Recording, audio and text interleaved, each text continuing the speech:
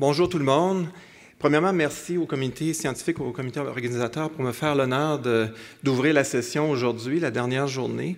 Ça me fait tellement plaisir d'être ici, de vous rencontrer, de voir des anciens amis, des anciens collègues, même des gens de la classe de médecine, puis aussi de rencontrer plein de nouveaux mondes, c'est génial. Puis c'est aussi super de pouvoir amener différentes juridictions, les connaissances, les leçons, toutes nos pensées regroupées ici, qu'on peut se partager et apprendre un de l'autre, c'est génial. Donc aujourd'hui, je vais vous amener en voyage un petit peu, je vais vous envoyer dans l'Ouest canadien, aucun conflit. Mais avant de commencer, je voudrais rajouter un petit bout de ce que moi je fais quand je fais une reconnaissance du territoire autochtone.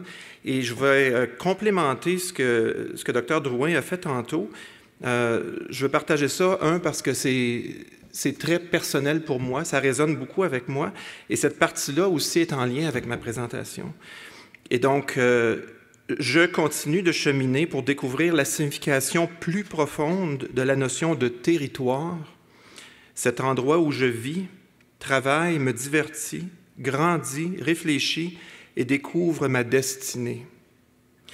Pour la race humaine, le territoire inclut l'eau, l'air, le soleil, le sol, la faune, la flore, et ce sont tous comme des organes vitaux, tous nécessaires, maintenant les autres en vie, et des éléments sans lesquels nous pourrions survivre. De façon similaire pour les peuples autochtones et en fait pour toute la race humaine, on s'en rend compte, notre territoire est vital et est une source de santé et de bien-être dans toutes ces merveilleuses manifestations. Vous allez comprendre les liens qui se passent ici, très importants. Donc, aussi, je crois qu'on peut bénéficier de la sagesse, vraiment de la sagesse des peuples autochtones. En termes d'utilisation du territoire, on l'a entendu cette semaine, on a eu une belle semaine avec beaucoup d'informations, mais aussi beaucoup de leçons et de réflexions. Et on entend ça souvent. La sagesse des peuples autochtones en termes d'utilisation du territoire, c'était depuis des millénaires, des intendants, des gérants, des administrateurs, des protecteurs, des gestionnaires du territoire. Et donc, c'est vital qu'on s'y attarde au changement climatique de façon, en fait, très urgente, vous le savez, et de façon très intense. Nos organes vitaux planétaires, si on veut, sont présentement en souffrance. Donc, comme objectif, vous les avez vus dans le programme, là, vous allez dire, Martin, tu tombes dans le sensationnalisme. Et ça m'a rappelé, quand j'ai mis ça ensemble, cette présentation-là, un peu le sketch de Normand Brathwaite et de Normand Chouinard. Je ne sais pas si ça vous dit quelque chose, peut-être pour les personnes un peu plus âgées, là, puis qui disait, fait que là, c'est « je vous le dis, je te crée pas, je vous le dis, je te crée pas, je vous le dis, je te crée pas, je vous le jure, c'est arrivé, je te crée ». Ben c'est vrai, c'est arrivé en Colombie-Britannique. Vous allez voir ce que je vais vous présenter.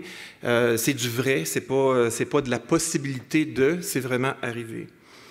On est frappé, on a été frappé en Colombie-Britannique par du rare et du très rare, et c'est important de le noter. Et là, c'est pas juste du risque, c'est rendu de l'impact, de la réalité, puis c'est de l'impact pas à peu près. Fait que là, je ne suis pas ici pour couvrir, évidemment, tous les détails. Je n'ai pas toutes les informations de tout ce qui s'est passé, mais j'ai collecté beaucoup d'informations. J'ai été impliqué à certains niveaux, mais c'est un ensemble en Colombie-Britannique qui se sont organisés et qui ont géré toutes ces crises-là. Donc, je vais essayer de vous donner un aperçu de tout ça. On était préparés en Colombie-Britannique, on pensait qu'on l'était, mais comme on dit, il y a des méchantes limites. Mais au-delà de ça, on a appris beaucoup cette semaine. J'ai appris plein de choses. J'ai entendu parler de toutes sortes d'acronymes. Le VRAC Parc. Je me disais, qu'est-ce que c'est ça? J'en ai une bonne idée, c'est génial. On sait que le changement du climat, ça amène des impacts sur la santé, sur notre économie, sur les infrastructures, sur l'alimentation, etc., etc. Là, ça touche tout, le marché immobilier, la qualité de l'eau, de l'air, le changement des risques de maladies infectieuses. C'est une longue liste qui finit plus. Ça affecte presque tous les déterminants de la santé. En santé publique, vous connaissez ça. je pense que là, ça affecte aussi pas juste à court terme, mais aussi à moyen et à long terme. On a encore beaucoup de travail à faire. Et là, mais au-delà de ce que je vais vous présenter, je pense qu'il faut se poser des questions. Il faut se poser des questions très, très profondes et je dirais même des questions existentielles dans le sens existentielle très, très importante. Donc, les impacts, plus ça change, moins c'est pareil de façon évidente maintenant. On en a vu des désastres, puis là, en Colombie-Britannique, on en a vu genre les feux de forêt, des inondations. On avait des plans, on a des plans, on a mis ça en pratique, on les renforçait au fil du temps, ça allait bien. Bon, on gérait ça. Mais là, tout a changé, tout d'un coup. Puis en fait, quand je dis tout d'un coup, en fait, ça a changé au fil du temps, pas tout d'un coup, mais ça nous a frappé tout d'un coup en 2021. On perd nos références, on perd nos cadres, c'est plus les mêmes, ça change rapidement, c'est en évolution constante. Il faut qu'on s'adapte. C'est une situation qui est très dynamique avec le changement climatique. Donc, plus ça change, finalement, malheureusement, moins c'est pareil. Donc, il faut s'adapter. Donc, en 2021, en 5 mois seulement, je vais vous raconter une petite histoire qui dure à peu près 5 mois, mais ce n'est pas une petite histoire. On a fait face à de nombreuses crises environnementales catastrophiques majeures.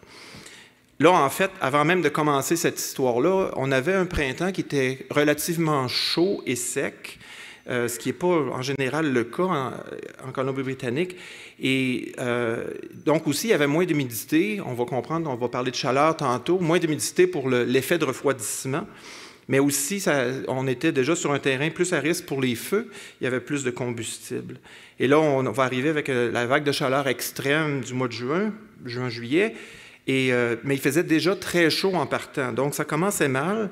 Et on était en plus, c'était d'un niveau, d'une intensité tout à fait anormale, mais aussi une période qui était anormale. C'était tôt là, pour une vague de chaleur extrême comme ça.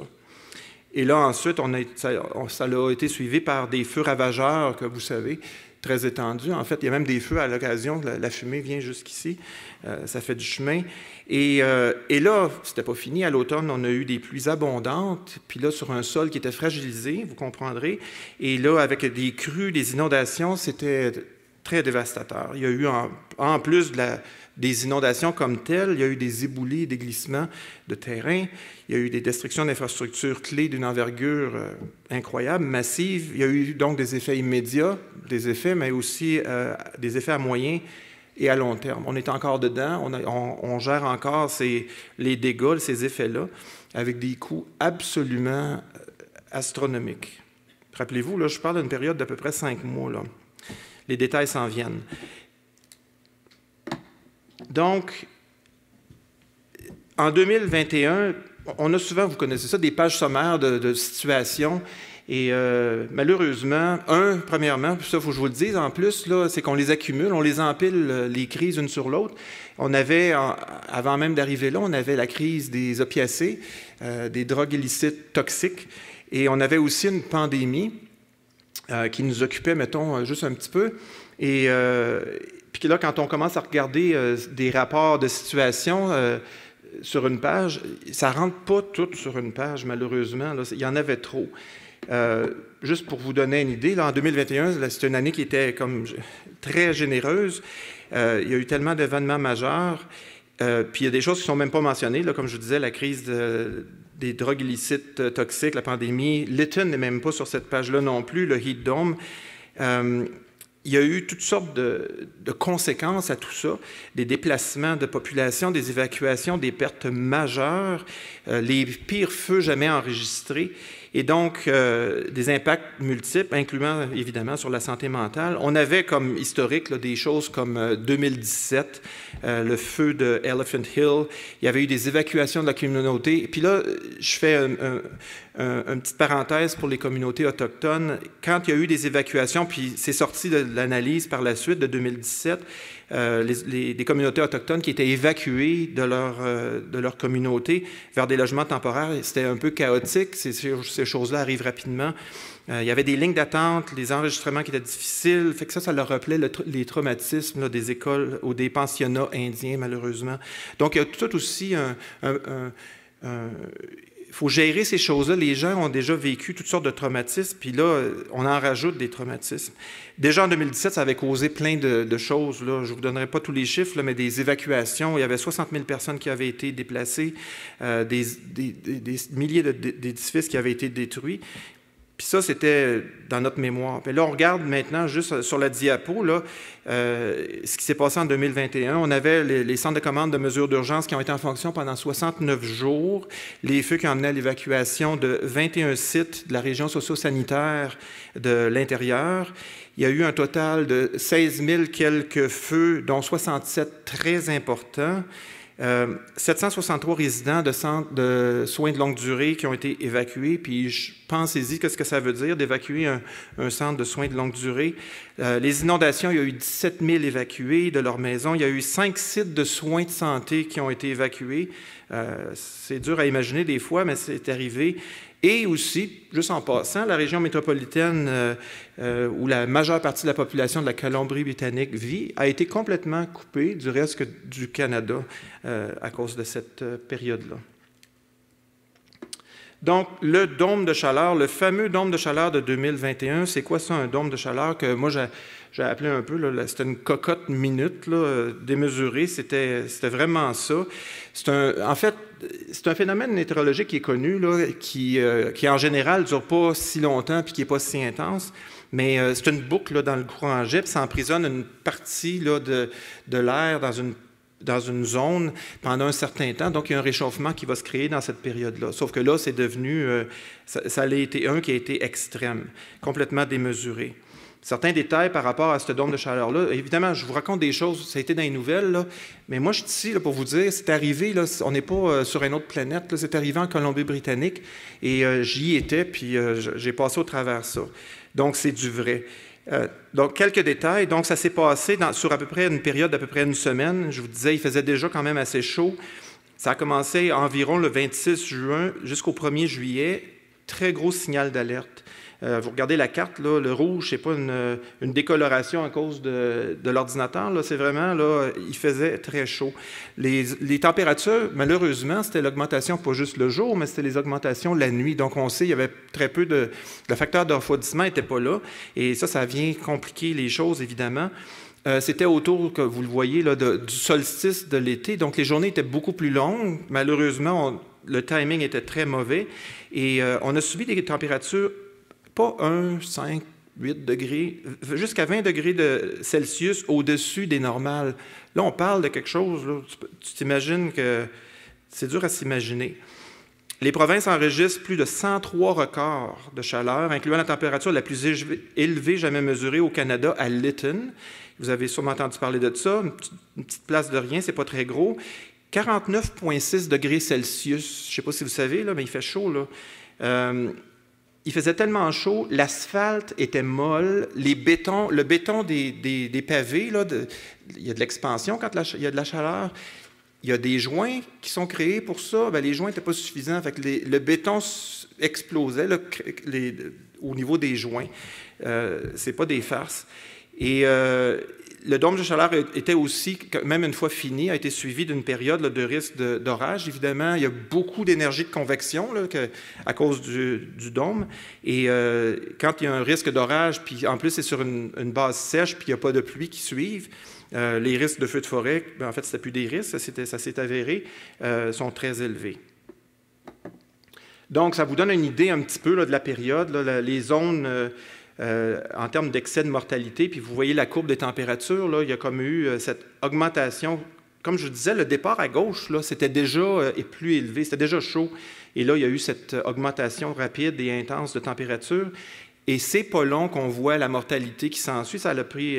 en fait, c'est arrivé dans le pic là, des températures, c'est le pic aussi des décès. Donc, c'est arrivé très, très, très rapidement. Et on avait eu en 2009 une vague de chaleur qui était... mémorable, là, puis il y avait eu une augmentation de la mortalité d'environ 20 %. Mais là, en 2021, c'était toute une autre histoire. Là. Il y avait eu, là, en temps réel, parce que là, on n'a pas tous les détails à ce moment-là, mais on voit des choses se passer. On se rendait compte qu'il y avait eu à peu près 815 décès en excès. Puis là, on a commencé à analyser ça. Au départ, rapidement, une analyse rapide, ça nous dit qu'il y avait 570 qui étaient attribué à la chaleur excessive. Puis là, vous avez vu le rapport du coroner qui a confirmé qu'il y avait eu 619 décès reliés au dôme de chaleur. C'est du jamais vu. On avait vu ça en Europe là, il y a plusieurs années, là, quand le monde mourait là, partout. C'est ça, c'est arrivé en Colombie-Britannique en 2021. Comme je disais, ça se fait très rapidement. Dans quelques jours, les gens mouraient. Ça a été l'événement climatique le plus mortel au Canada à ce jour. Fait que des records, on en a battu quelques-uns. Bon, je ne reviendrai pas là, sur tous les effets connus là, de la chaleur extrême, mais il y en a toute une série. Ça agit à plein de niveaux. Puis ça va aussi affecter des personnes qui sont plus vulnérables. Puis en général, c'est les gens beaucoup plus âgés, qui ont des maladies mentales, en particulier des maladies psychotiques, maladies mentales et cognitives, puis aussi des maladies chroniques et des dépendances à des substances. Donc, on a quand même en général un profil de risque. Avec des températures comme ça, il faut élargir un peu. Là, il y a plus de gens qui étaient à risque. Donc, l'isolement social, ça en est un autre. Certaines maladies, comme le diabète, et l'utilisation de drogue ou d'alcool, par exemple. Il y a eu des inéquités évidentes. Là. On parle beaucoup du rôle très protecteur là, des îlots verts ou des espaces verts. Et cette réduction du risque, dans ce cas-là, ce n'est pas tout le monde qui a accès à ça. On a encore beaucoup d'îlots de chaleur et très peu d'espaces verts dans certains endroits. Donc, il y a une mauvaise distribution, donc des inéquités au niveau aussi des impacts. Et évidemment, là, on a une intersection entre la vulnérabilité de certaines personnes, pour toutes sortes de raisons, l'exposition, dépendant où tu es, et aussi la capacité à s'adapter. Donc, les leçons de cette semaine sont très importantes. Là, on le voit quand on se rend jusqu'aux impacts. Il y a eu des surcharges de services. Vous en avez entendu parler probablement du débordement là, des services ambulanciers. C'était probablement un des plus remarquables. Complètement débordé, n'était pas capable de suffire à la demande. Ça a aussi engorgé un peu les urgences. Je pense que ça fournissait un peu mieux de ce côté-là. Il y a eu évidemment l'impact sur l'agriculture. Vous comprendrez, 50 degrés, là, ça commence à faire chaud. Les fruits, les petits fruits, bon, il faut que je vous dise, il y a beaucoup d'agriculture dans cette zone-là, et en particulier dans la vallée de la rivière Fraser. Et là, ce qu'on entendait, les fruits cuisaient sur les branches. C'était chaud à ce point-là. Puis évidemment aussi, bon, c'est vraiment pas la majorité des gens qui ont l'air climatisés en Colombie-Britannique. C'est comme genre, oh ben non, il fait jamais chaud ici. Malgré tout, ça a créé une surcharge qui augmentait tout le temps du système de production électrique. Et à un moment donné, il faut se poser des questions. On va-t-il avoir assez de capacité de production pour compenser?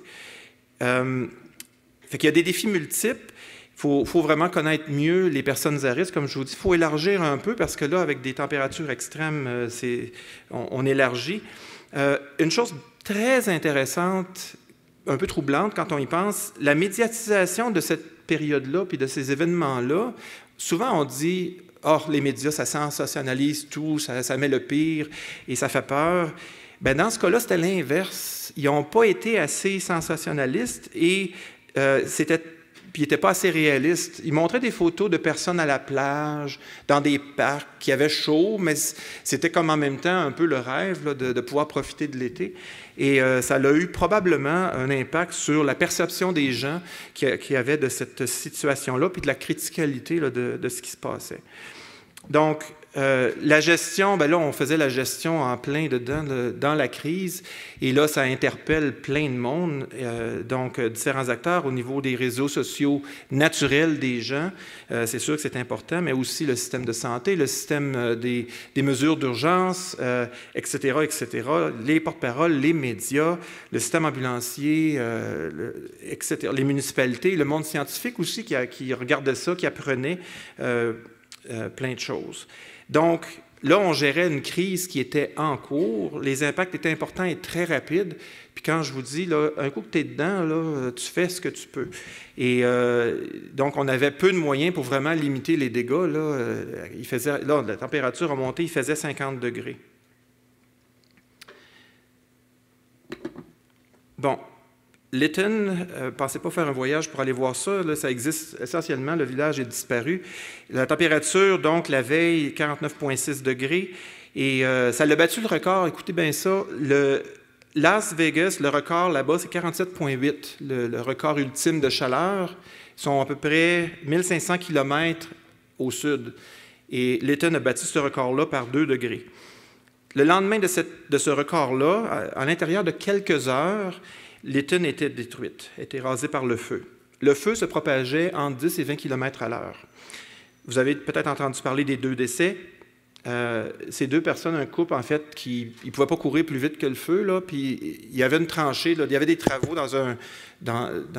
sur un terrain, il y avait une tranchée, ils ont essayé de s'en sauver en se cachant dans le fond de la tranchée, puis ils les ont retrouvés là.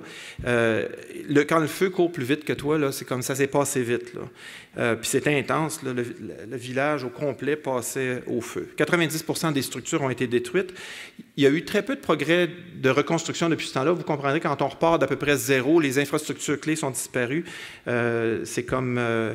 C'est difficile de repartir. Puis là, il essaie aussi de voir comment on va construire une ville, un village qui va être résistant à ces situations-là. Donc, ça prend du temps. Il y a encore des résidents, malheureusement, qui sont toujours logés temporairement, compte tenu du manque de reconstruction. Action, réaction, en fait, on était beaucoup dans la réaction. Là, ça dépassait ce pourquoi on était prêt. Jusqu'à un certain point, on s'est fait surprendre et on se rend compte à quel point là, la prévention puis la préparation, là, toutes les choses merveilleuses qu'on a entendues cette semaine, les outils qu'on se donne, les collaborations, à quel point c'est important parce qu'une fois que tu es dans l'impact puis tu gères la crise, il est déjà pas mal tard et tu fais ce que tu peux. Surtout quand c'est démesuré comme ça dépasse même tes capacités de gérer complètement la crise. Une réaction, on entend souvent ça, qu'est-ce qu'on fait quand il fait bien chaud? C'est quoi la réponse? C'est quoi les outils? Puis rapidement, les gens disent « Oh, pas de problème, centre de refroidissement, on ouvre ça, tout est beau. » Oui, puis non. Oui, dans le sens, ça en prend. Il y a des gens qui n'ont pas accès à des endroits où la chaleur n'est pas intense, mais il n'y a pas juste ça. Et aussi, en même temps, on se rend compte que ce n'est pas tout le monde qui est au courant qu'il y a un centre de refroidissement, qu'ils ne savent pas où il est, ils ne savent pas qu'il existe, et donc il y a des gens qui ne vont pas pouvoir en profiter, et ça a un impact même sur la vie de certaines personnes, malheureusement. Mais il y a aussi toute une longue liste d'autres choses qu'on peut faire pour se préparer et pour réduire, avant même d'avoir l'impact, de réduire les risques d'une situation comme ça. En Colombie-Britannique, on va peut-être avoir un impact plus rapide, plus fréquent et plus intense, peut-être, à cause de la géographie, je dis peut-être, mais en même temps, soyez prêts. Je pense que vous travaillez fort à essayer de faire des prévisions, des projections météorologiques par rapport au climat, des choses qui peuvent s'en venir. Une chose, on voyait souvent les courbes, là, le scénario modéré puis le scénario sévère, si on veut, et on se projette 10, 50, 100 ans dans le futur. Nous autres, on arrive du futur, dans le fond, parce qu'on était déjà dans ces courbes-là extrêmes dans 40, 50 ans. C'est arrivé en 2021. Donc, c'est pas une constante, c'est pas complètement prévisible. Il y a beaucoup de variations, donc il faut être prêt. On avait fait, la diapo ici, on avait fait un sondage auprès des partenaires, les mesures qu'ils avaient mises en place suite ou pendant le heat dome, le dôme de chaleur. Et c'est un peu incroyable de voir, premièrement, la grande variation puis c'est pas la majorité des gens qui avaient implanté toutes les mesures. Puis ça, c'est juste une liste de quelques mesures. Genre, on avait mis des mesures d'urgence en place, on avait des centres de refroidissement, on avait informé la population, on avait informé des partenaires, etc. Vous voyez la grande variation là, en termes de proportion de ceux qui avaient fait ces différentes mesures-là. Puis la liste, malheureusement, c'est pas complet non plus. Donc, on a encore beaucoup de travail à faire pour se préparer. Et pour nous, quand on a vu ça, on était traumatisés par une vague de chaleur extrême. Et quand je dis on, tout le monde en Colombie-Britannique et le gouvernement, on ne voulait pas se faire reprendre dans une situation semblable pour l'été qui suivait en 2022. Donc, on a travaillé fort là-dessus. Je vais revenir là-dessus tantôt. Là, je passe du chaud et du sec à la neige et au plus mouillé. On a eu, donc juillet, là, on arrive en novembre. 14 et 15 novembre, on a eu des pluies torrentielles. je vais vous donner un petit peu un cours de météo. Rivière atmosphérique. Quand moi, je suis déménagé, j'étais en Alberta, je déménageais en Colombie-Britannique. Tu apprends tout le temps quelque chose de nouveau par rapport à où tu demeures. Et j'entends cette expression-là, le Pineapple Express, les rivières atmosphériques. Puis je me dis, qu'est-ce que c'est ça? Et finalement, ça n'a pas été long. Quelques mois plus tard, l'automne et l'hiver arrivent. On a ça, nous, en hiver. C'est de l'eau qui se transporte dans l'air à partir de l'océan Pacifique. Et quand ça converge, c'est des quantités astronomiques d'eau qui sont dans l'air. Et quand ça arrive par chez nous sur les montagnes, bien évidemment, ça tombe. Mais ça tombe en quantité très, très, très abondante. Donc, on voit ça. J'ai vécu mes premiers hivers là avec les essuie-glaces qui ne fonctionnent pas régulier, mais au bout, là, puis il y a de l'eau. Là, quand tu t'en vas au travail, il en pleut une quantité industrielle. Et fait que ça, c'est normal. On a beaucoup d'eau qui arrive. Et en automne, puis en hiver, c'est normal, il y a des quantités importantes. Et là, en 2 jours, on a eu toute l'eau de l'équivalent d'un mois complet. Donc là, en termes de quantité, c'était quelque chose d'incroyable. C'était quelque chose aussi qui s'est passé sur un fond on avait de la neige, puis les températures étaient un peu plus élevées que la normale, et il y avait du vent. Fait que là, vous me voyez venir un peu, là. Ça l'a fait fondre la neige qui avait, en plus de la pluie qui tombait. Donc, on avait une augmentation encore plus importante de la quantité d'eau qui va ruisseler sur le territoire. Donc là, on a eu des crues absolument immenses, puis qui étaient aussi hors saison. On ne voit pas ça à cette période-là, mais en général, c'est plus au printemps. Et là, tout d'un coup, hors saison, on avait sur un sol, rappelez-vous, un sol fragilisé par tous les feux de forêt qu'on avait eus. C'est un méchant mélange là, qui nous amenait à voir ce qu'on a vu. Des inondations, déjà, c'est pas drôle, mais aussi des glissements de terrain, des éboulis. Et tout ça, ça s'est passé là, immédiatement. Là, ça a commencé le 14, la pluie, le 15, là, il y a eu les éboulis. Et les autoroutes qui étaient complètement ensevelies par tronçons. Et il y avait même des tronçons à certains endroits qui bloquaient des gens qui étaient prisonniers sur une section de l'autoroute. Malheureusement, il y a certains éboulis qui ont même... il y avait des voitures qui passaient là. Il y a eu un certain nombre de voitures qui ont été ensevelies ou poussées dans les ravins, dans les rivières. Fait qu'il y a eu quelques décès, malheureusement, des décès à cause d'une pluie qui a duré 2 jours. Là, ça l'a bloqué des routes. C'est sûr que ça, on peut les débloquer. Il y en avait quand même plusieurs éboulis. Mais il y a aussi la destruction massive de nos infrastructures. Vous voyez certaines photos là. À la fin, là, pendant la période de questions, on va faire rouler des photos. Là, vous allez voir la destruction qu'il y a eu d'une envergure incroyable. Là, les autoroutes, les routes, il y a des endroits, c'était complètement disparu. Il y a des vallées. Souvent, on construit des routes dans les vallées. La vallée va sillonner comme ça. Il y a une rivière au fond, puis la route est comme à côté. Bien là, la vallée, tout d'un coup, était remplie d'eau et la route est quasiment complètement disparue. L'autoroute 8, un peu plus dans le nord, était quasiment disparue par grandes sections. Donc là, les gens qui vivaient à certains endroits le long de cette autoroute-là étaient complètement coupés. Ça l'a endommagé des autoroutes principales et ça l'a isolé des communautés comme la ville de Hope. C'est pas une grosse ville, il y a un hôpital là, mais il était complètement coupé. Et là, il y a un hôpital, puis il y a des gens qui vivent là, mais les gens qui travaillent à l'hôpital, ils ne vivent pas tous là. Et donc, il fallait trouver une façon de les amener là pour pouvoir continuer les soins, amener les équipements, tous les produits qu'on avait besoin. Et tout d'un coup, là, avec l'hélicoptère, les gens travaillaient en hélicoptère temporairement le temps qu'on puisse réouvrir les routes. Là, je ne sais pas si vous imaginez là, ce que les gens ont vécu, c'était tout à fait incroyable. Et en plus, bon, premièrement, ces inondations-là, c'est devenu le désastre le plus coûteux de l'histoire de la Colombie-Britannique, donc c'était quelque chose. Vous avez peut-être entendu parler de la rivière Nooksack. La ville de la Nouvelle-Orléans, puis dans le coin d'Abbotsford, c'était un peu le même genre. Il y avait un ancien lac, le lac Soumas, et on a beaucoup endigué, parce que là, maintenant, c'est beaucoup d'agriculture, c'est des champs, c'est plat. Et il y a une petite rivière qui a débordé. Les digues ont commencé à avoir des failles et le lac se réemplissait. Vous allez voir les photos, en fait, plus à la fin, là, pendant la période de questions. Quand vous allez voir des grandes étendues, puis vous pensez que c'est un grand lac, là, en fait, c'est une zone d'agriculture. Puis il y a l'autoroute principale, l'autoroute transcanadienne, on la voit quasiment plus, là, est en dessous de l'eau, complètement.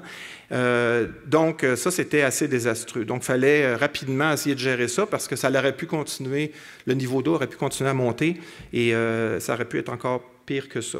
Vous voyez sur la photo, en ordre, là, quand on va dans le sens des aiguilles d'une montre, la quatrième, là, avec le sidou, ben, c'est une vache que le gars essaye de sauver. Les gens, les agriculteurs, il y avait des animaux. Bon, il y a des pertes incroyables, là, des dizaines de milliers d'animaux. Et là, on avait une vache qui nageait parce qu'il y avait de l'eau partout dans les champs. C'est surréaliste. Puis ça, c'était à quelques minutes de chez nous. C'était quelque chose. Évidemment, là, vous comprendrez aussi que ça affecte l'eau potable. Beaucoup de gens avaient des puits d'eau privés, mais c'est aussi de l'eau qui est utilisée à des fins industrielles, là, qui avait de la contamination très, très, très importante. Donc, l'agriculture est affectée, que ce soit des animaux ou de la culture comme telle. Puis, il y avait des impacts importants à tous les niveaux. On avait des problèmes de transport majeurs, évidemment. Là, on était coupé du monde. Puis une population de plusieurs millions de personnes, ça prend beaucoup de choses. Ça prend de la gasoline, évidemment, là, pour les transports, mais ça prend aussi de la nourriture, etc., etc., etc. Et là, tout d'un coup, on était coupé du monde. Donc, c'était quelque chose. Ce qu'on sait, c'est que le risque, à cause du changement climatique, de voir ces choses-là complètement anormales et intenses, ont augmenté beaucoup, augmenté par 50 % de revoir ça. Quand on regarde les calculs, des risques d'un tel niveau de crue a doublé ou quadruplé comparé aux années 50. Et puis, en fait, on soumet nos infrastructures qui ont été bâties dans les années 70-80 à des conditions complètement différentes pour lesquelles elles avaient été bâties. Juste pour vous donner une petite idée visuellement, là, ce qui est rouge, c'est les autoroutes qui ont été soit endommagées, ensevelies ou détruites. Et si vous connaissez un petit peu la Colombie-Britannique, là, où il y a toutes les petites bulles avec tous les numéros, là, ça c'est la partie où Vancouver, Burnaby, la partie métropolitaine. Évidemment, Victoria va se drainer vers Vancouver aussi. Et c'est là que la majeure partie de la population de la Colombie-Britannique vit. Et là, on était vraiment coupés parce qu'il y avait l'autoroute 1 et l'autoroute 7 là, dans la vallée du Fraser qui étaient non fonctionnelles. Une était en dessous de l'eau, l'autre était ensevelie. Et même si tu passes par le nord, qui est une très longue route là, vers Whistler, même l'autoroute là était aussi impassable. Donc, on était coupé. Il fallait avoir la voie américaine pour pouvoir aller rejoindre l'Alberta. Évidemment, bon, il y avait aussi les autoroutes dans le sud, dans les montagnes, la numéro 3, si vous connaissez ça un peu. Des autoroutes majeures, c'est les artères principales là, de la Colombie-Britannique, complètement endommagées ou détruites. Ça l'a pris, dans certains cas, ça l'a pris plusieurs jours, là, quand c'était juste enseveli par les éboulis, pour nettoyer suffisamment pour pouvoir permettre un certain passage de véhicules. Évidemment, là, on faisait la priorité aux choses les plus importantes. Donc, on n'autorisait pas la circulation générale. Mais pour d'autres tronçons, ça l'a pris plusieurs semaines ou en fait quelques mois avant d'avoir des réparations suffisantes pour permettre au moins un certain passage. Donc, on a été obligé de prioriser le passage de certains véhicules pendant des mois de temps. Puis aussi, on avait un problème d'accès à des vivres, la gasoline et toutes ces choses-là. Et le système ferroviaire aussi, d'ailleurs, a été endommagé, je ne l'ai pas mentionné. Donc, il fallait faire des restrictions au niveau de la population là, pour justement ne pas manquer de rien pendant la période où on faisait les réparations. Donc, on avait un mouvement de personnes et de marchandises vraiment interrompu. Et en fait, même les travaux, là, plusieurs des travaux plus permanents ont commencé seulement à l'été 2022 et ont été pas tous complétés. On travaille encore là-dessus, mais on n'est même pas encore rendu à renforcer par rapport au climat changeant ces structures-là. Donc, on a encore beaucoup de chemin à faire. On estime qu'on a dépensé peut-être un quart de milliard de dollars présentement juste pour les réparations pour rendre les choses fonctionnelles. Ça va coûter probablement 1 milliard juste pour amener ça à des standards différents pour éviter qu'on soit aussi fragile, si on veut, compte tenu des changements climatiques.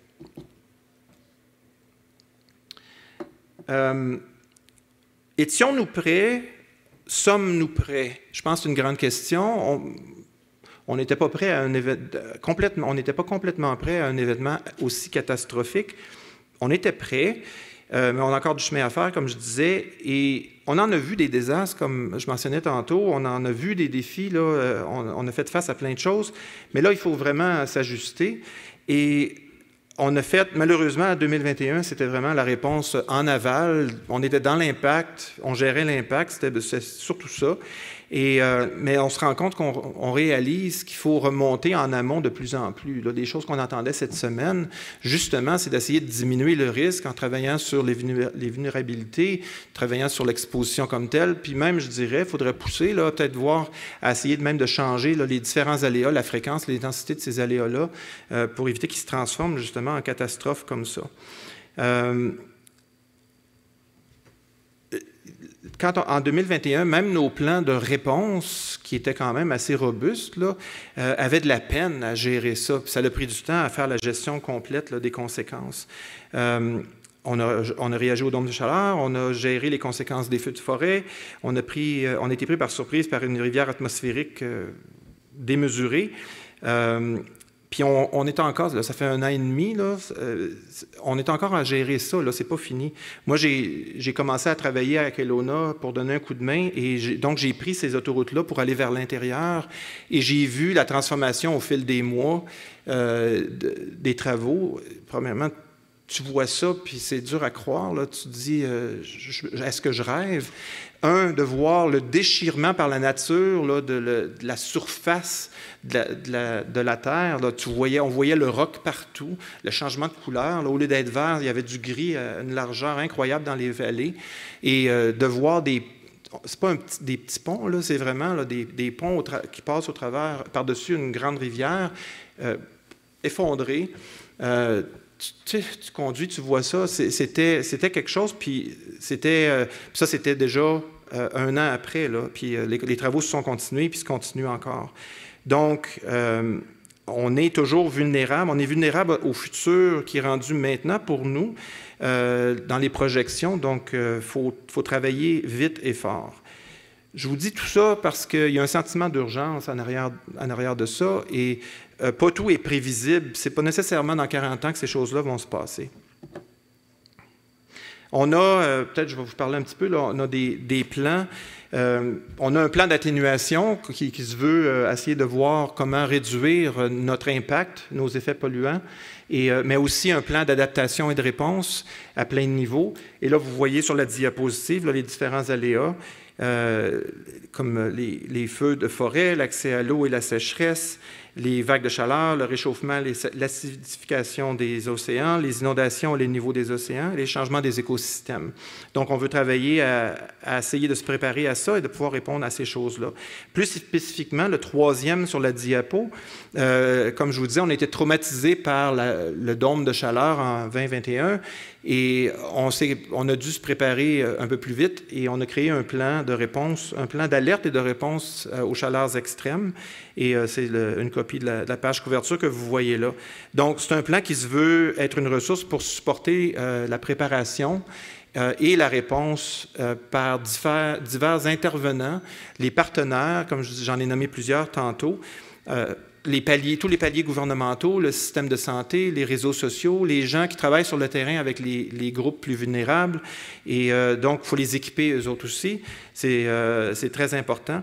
Et donc, puis comme je disais tantôt, l'air climatisé, il ne faut pas penser que c'est la solution. C'est une proportion faible en Colombie-Britannique. Il ne faut pas trop se fier là-dessus. Donc, il fallait avoir un plan. On était très nerveux en 2022 quand on a eu la première annonce qui était pour faire très chaud. Je pense que tout le monde était un peu là, avait peur de ce qui pouvait peut-être se passer compte tenu de l'été d'avant. Et finalement, on a eu un été qui était très raisonnable. Donc, on a eu un peu un sursis, ce qui nous a fait beaucoup de bien. Ce qui est important, ce qu'on se rend compte, c'est sûr qu'il faut être capable de gérer les crises quand ça arrive, très important, je vais le répéter, mais en même temps, on est en santé publique, on comprend le principe, il faut aller en amont de plus en plus. Donc, on veut essayer de diminuer le risque de ces impacts-là.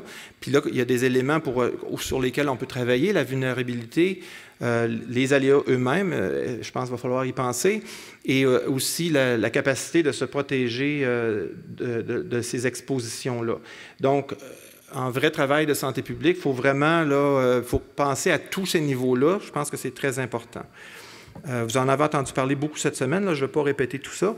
Mais les leçons et les partages de cette semaine c'est tout à fait primordial. Là, moi, je me dis, si l'expérience catastrophique de la Colombie-Britannique, vous et vos partenaires, ça ne vous motive pas, il n'y a pas grand-chose, je pense, qui va vous motiver. C'est arrivé pas très loin de chez vous. Des vulnérabilités, c'est sûr, on en a. On est loin d'être parfait.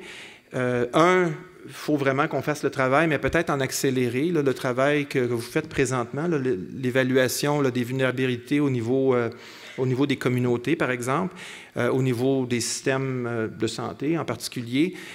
Donc, ce travail-là est très important, de créer toutes les connexions. Il faut travailler avec les gens. C'est plus juste on ne peut pas faire un travail en silo séparément. Je pense que c'est clair cette semaine, le message, c'est la concertation, la collaboration, travailler ensemble, partager ce qu'on a, nos forces, nos connaissances, nos expertises. On est tous dedans, là. Je pense que ça, c'est tout à fait important. Donc, même chose chez nous, on doit continuer, on doit renforcer tout ça, et ça va faire une grosse différence.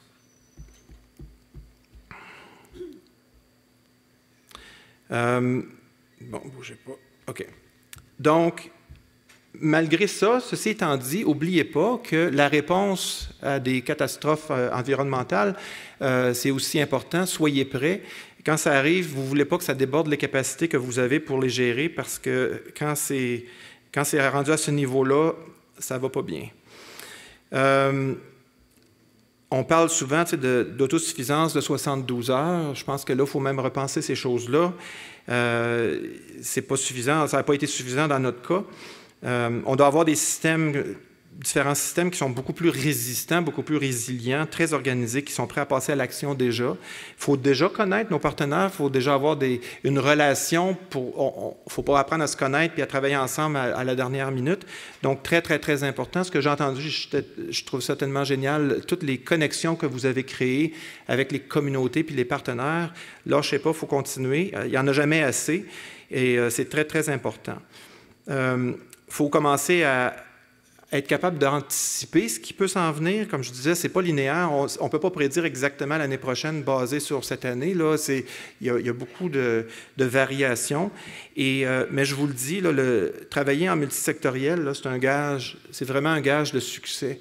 Nous autres, quand on répond aux crises comme ça, c'est comme on se ramasse à travailler ensemble un peu de façon forcée, désorganisée. Puis des fois, c'est un peu séquentiel dans la réponse, c'est pas tout le monde en même temps.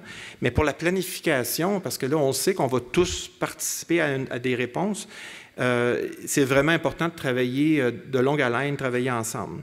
Ça fait une grosse différence.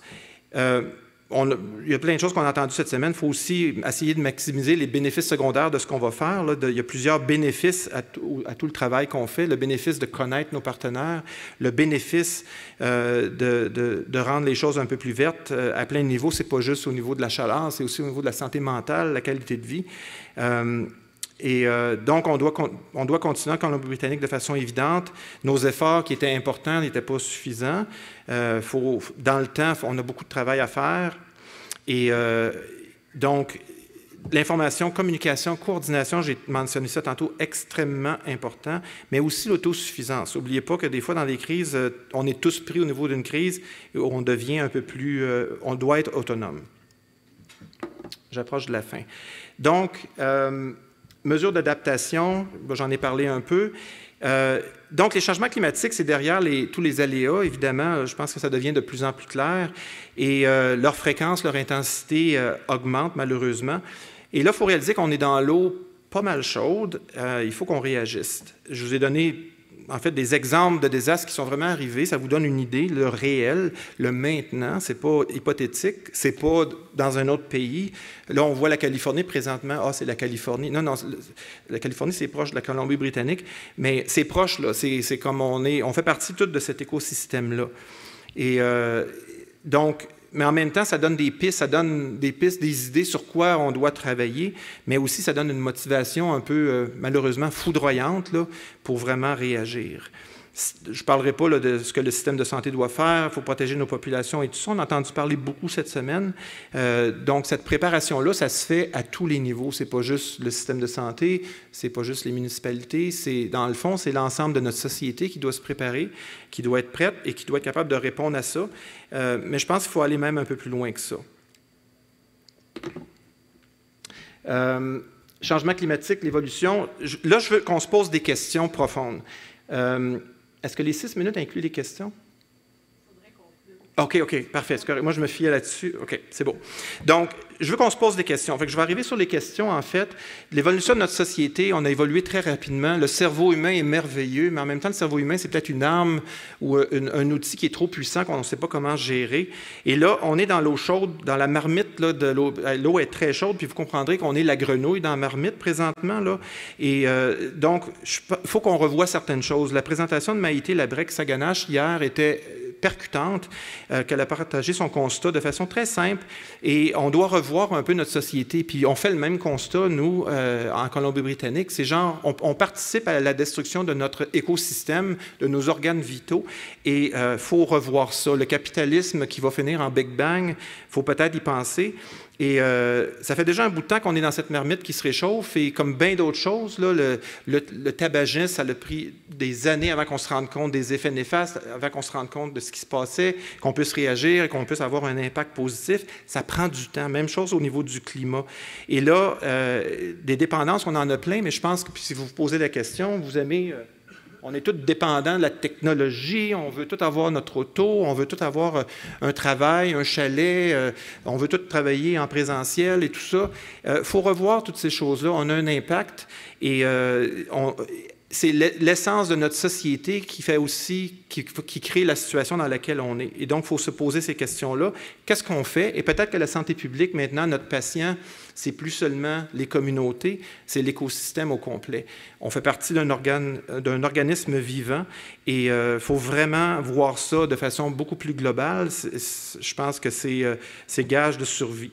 Donc, je vais passer d'autres statistiques. Il y en a.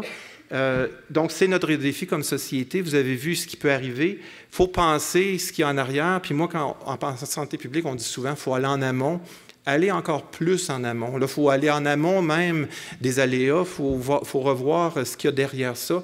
Et c'est la question ultime, mais je pense que ça va être la réponse ultime à notre existence, à notre survie sur cette planète. Alors, je m'arrête ici. Je vous remercie beaucoup.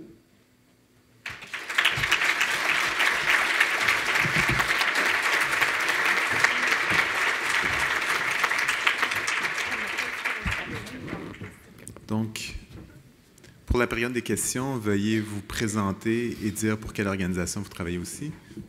Manon Blackburn, INSPQ. Je vais peut-être vous amener à quelque part où vous ne souhaitiez pas aller. Vous nous parlez beaucoup de plans d'urgence, comment il faut se préparer, tout ça, avec les différents partenaires. Ce que j'aimerais vous entendre, c'est une des populations à risque, on va dire, c'est ceux qui répondent, justement, les premiers répondants, les intervenants qui sont dans la crise. Eux-mêmes des citoyens, souvent sinistrés, inquiets pour leur famille. Vous avez vécu 3 crises et c'est pas mal tout le même monde qui sont interpellés à travailler avec les populations, potentiellement eux-mêmes traumatisés par ce qu'ils voient. Moi, quand vous m'avez parlé des éboulis, moi, j'ai revu le déluge Saguenay. Des années après, je voyais ça, puis ça me touchait encore. Je voudrais vous entendre sur comment on protège. Au-delà de la préparation, comment on protège les intervenants et votre vécu là-dessus? Comment on vit ça, les ressources? C'est peut-être pas là où vous alliez aller, mais je trouve que c'est quelque chose qu'on aurait avantage aussi à se préparer. Bien, écoutez, vous posez une question primordiale, je dirais, parce que on fait partie de nos communautés, on est les intervenants, comme vous dites, on est comme frappés en même temps. D'un travail très difficile, très demandant, et souvent, puis on l'a vu, on avait des intervenants qui étaient eux-mêmes déplacés, où leur maison venait de disparaître dans la rivière, où le feu avait tout engouffré. Et je n'ai pas de réponse très concrètes nécessairement, mais il faut y penser à ça. Il faut créer des supports pour justement, il faut le prévoir que ça va arriver. Il faut créer des supports pour aider ces gens-là, malgré leur propre crise, à continuer de pouvoir aider dans leur rôle professionnel. Et souvent, c'est un aspect positif de pouvoir continuer à aider malgré qu'ils sont aussi victimes, mais il faut les supporter. Puis il y a certaines organisations qui le font, ils prennent conscience de ça, et il y en a d'autres qui ne le font pas nécessairement. Il faut vraiment, puis il y avait une présentation, je pense que c'était hier, qui parlait, les intervenants, c'est très important. Mélissa Généreux mentionnait ça aussi. Les intervenants, il faut être résilient parce que ton organisation ne le sera pas.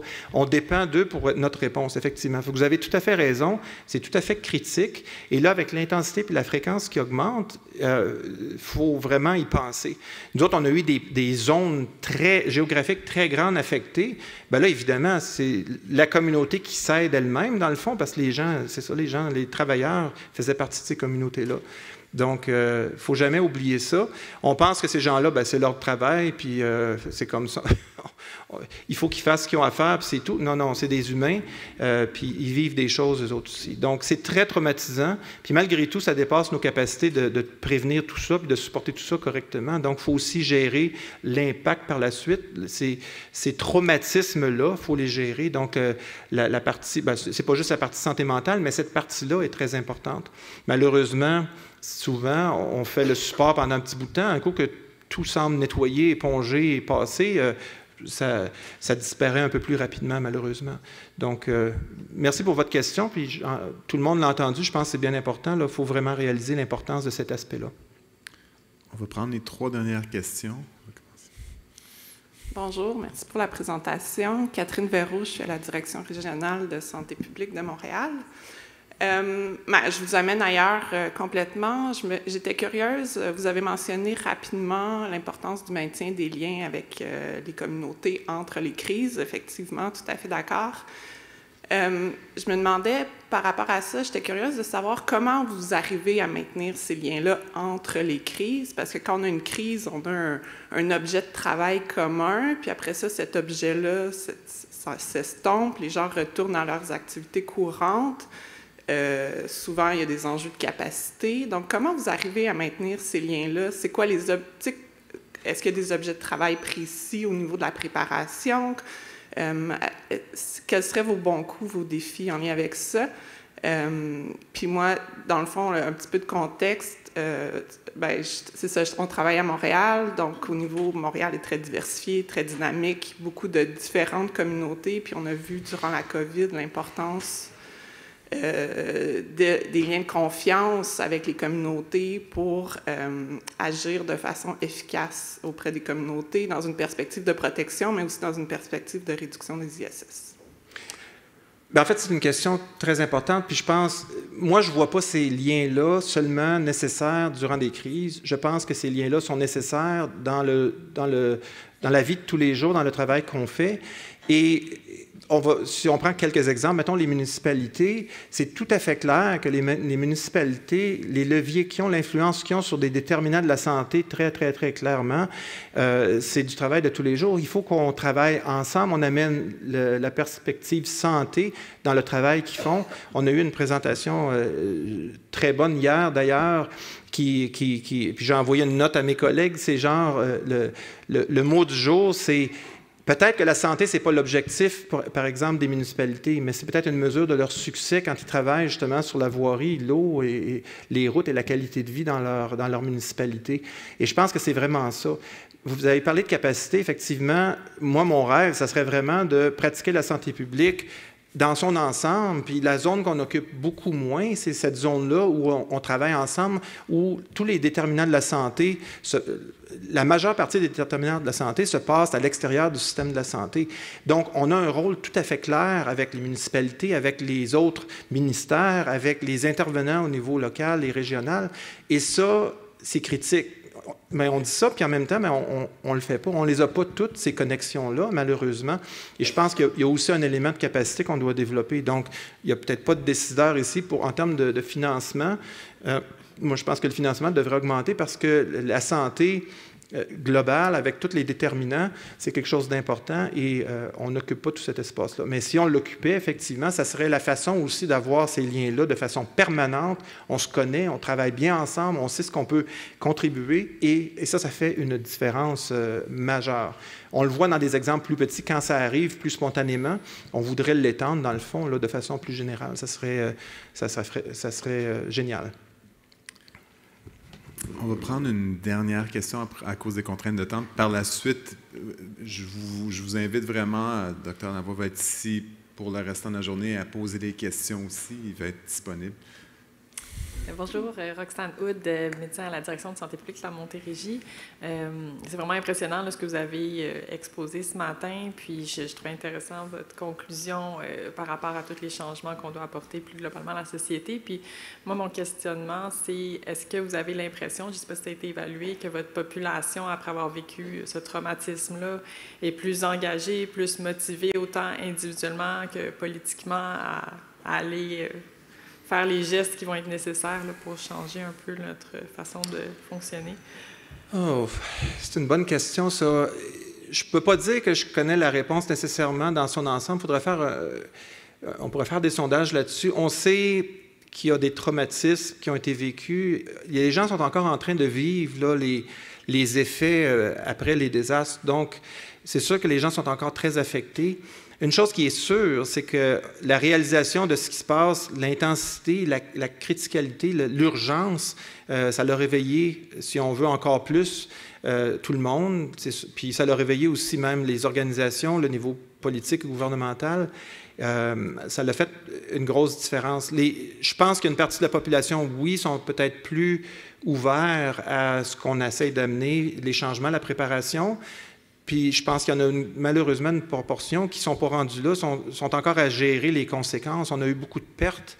Ça crée des pertes majeures au niveau de la propriété, du logement, d'emploi et tout ça. Donc, il faut se rappeler aussi tout ça, c'était sur un terrain de la pandémie puis la crise des opiacés. Donc, on a comme un peu même de misère à se remettre le nez au-dessus de la surface de l'eau là, pour prendre son respire, prendre une respiration. Mais effectivement, je pense que ça a un impact à la fois négatif et positif sur l'ensemble de la population. Mais il reste à voir là, ce qui va en ressortir. Je pense que là, c'est maintenant, c'est les prochaines années qui vont vraiment nous dire, là, est-ce qu'on est vraiment convaincu de faire ces investissements-là? L'argent qui est dépensé pour réparer tout ça, là, c'est de l'argent qu'on ne dépense pas ailleurs. Il faut s'en rendre compte que c'est des investissements de réparation, ce n'est pas des investissements de préparation, ce n'est pas des investissements de transformation verte, des choses-là. Malheureusement, c'est des coûts de milliards à la fois. Là. Puis ça, c'est juste une partie là, des coûts là, pour l'infrastructure que je vous ai parlé. Donc, oui, je suis sûr qu'il y a des changements. Je n'ai pas de données pour supporter, mais de façon anecdotique, on sait de différentes sources là, qu'il y a des changements de façon de penser, mais il y a aussi beaucoup de mésinformations qui se propagent. Malheureusement, fait qu'il faut faire face à ça aussi. Donc, ça entraîne un peu les gens dans des pensées qui, c'est pas toujours réaliste, là. Donc, il faut penser à ça aussi. Merci beaucoup. Merci pour cet appel au réveil aussi. Là. Merci à vous ici présents.